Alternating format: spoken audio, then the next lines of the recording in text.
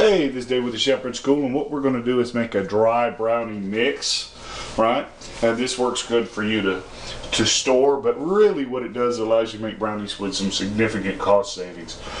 I think that this recipe cost about 30 cents each to make, whereas if you bought some store-bought, I mean it could be you know, $2.50 or so for a store-bought box. So anyway, it's pretty simple.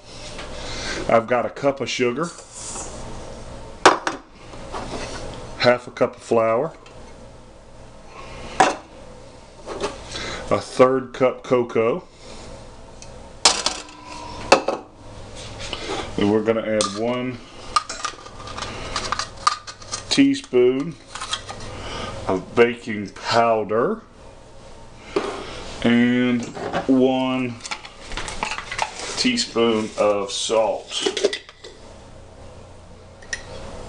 Okay, now we're just going to mix all that up, and that would go in a Ziploc bag or any kind of bag, whatever, container. And then when you're ready to use it, you're going to add your wet ingredients, right? And you could probably store this, say, 6 months or so dry. Okay, now that we've got the dry ingredients, and let's just say we put this in a bag and we stored it, and now it's time that we want to actually make it. Okay, we want to start out and put in a teaspoon of vanilla, 2 eggs,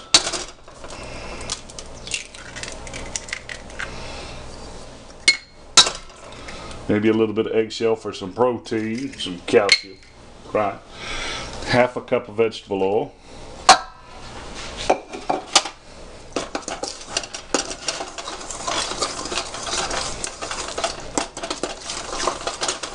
Okay, once that's mixed up,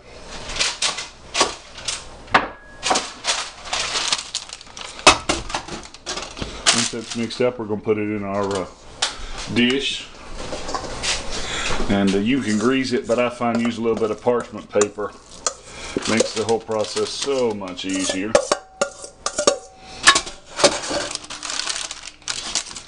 And we're just going to bake that like normal brownies at 350 degrees for about 20 to 25 minutes, depending on temperature and oven and how done you want it to be. Okay?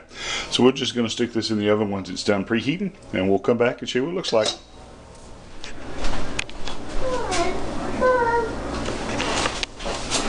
Here's my brownie mix, brownies, and apparently somebody got into them, but you know, pretty moist. I think I might have used just a little bit too much cocoa, or not enough sugar, but you know, that's the glory about doing these mixes, is you can adjust the recipe how you want. So there you go, and until next time, you can catch us online, www.tngun.com.